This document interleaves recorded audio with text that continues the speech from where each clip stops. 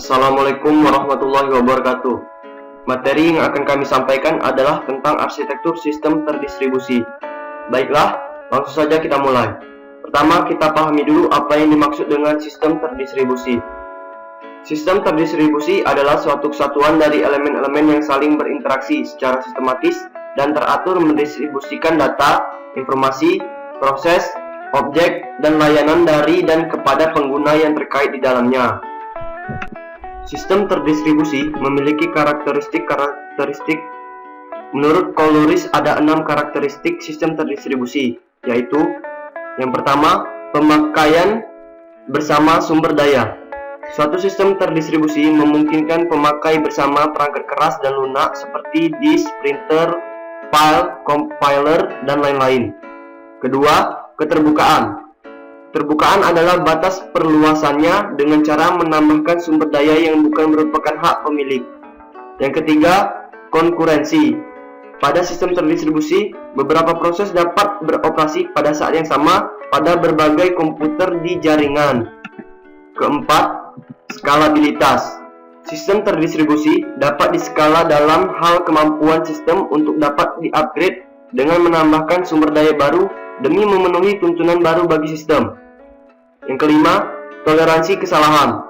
Pada sebagian besar sistem terdistribusi, layanan yang terdegradasi dapat diberikan ketika terjadi kegagalan. Keenam, transparansi.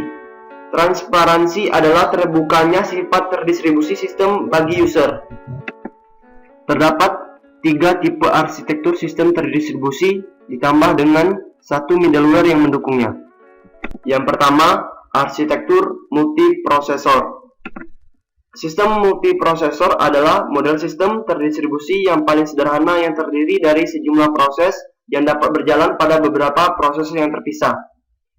Penggunaan banyak proses ini berguna untuk memperbaiki kinerja dan fleksibilitas sistem. Distribusi proses ke proses dapat ditentukan sebelumnya atau bisa juga dikendalikan oleh dispatcher yang memutuskan proses mana yang akan dialokasikan ke masing-masing prosesor. Contoh tipe sistem ini dapat dilihat pada gambar.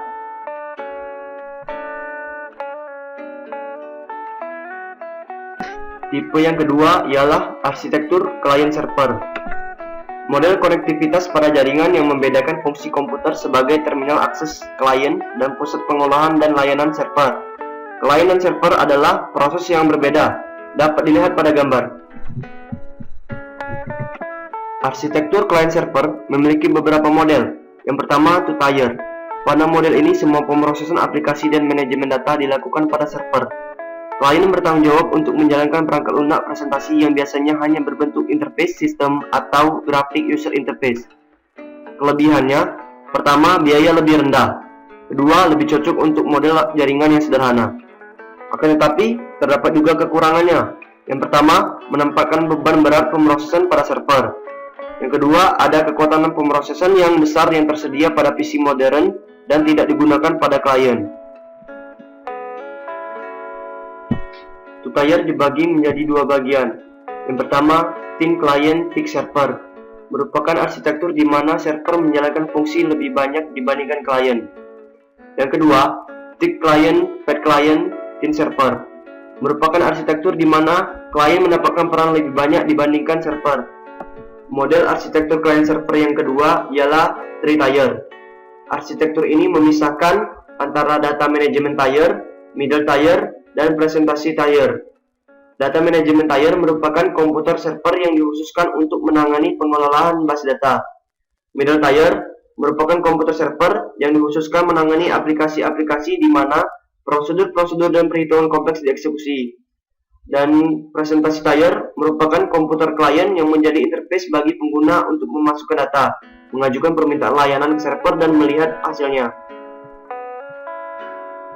Arsitektur sistem terdistribusi yang ketiga adalah arsitektur objek terdistribusi. Pada arsitektur ini, perbedaan antara klien dan server dihilangkan dan dirancang sebagai sistem dengan objek yang terdistribusi. Objek didistribusikan pada sejumlah komputer pada jaringan dan berkomunikasi melalui middleware.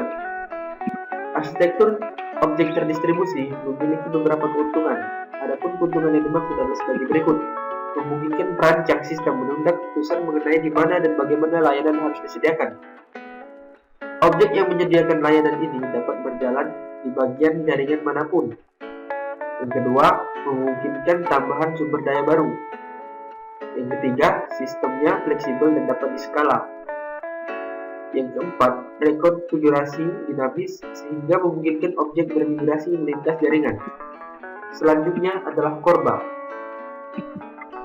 Seperti yang sudah dijelaskan di bagian sebelumnya, arsitektur sistem yang terdistribusi membutuhkan middleware atau objek request broker untuk menangani komunikasi antar objek-objek.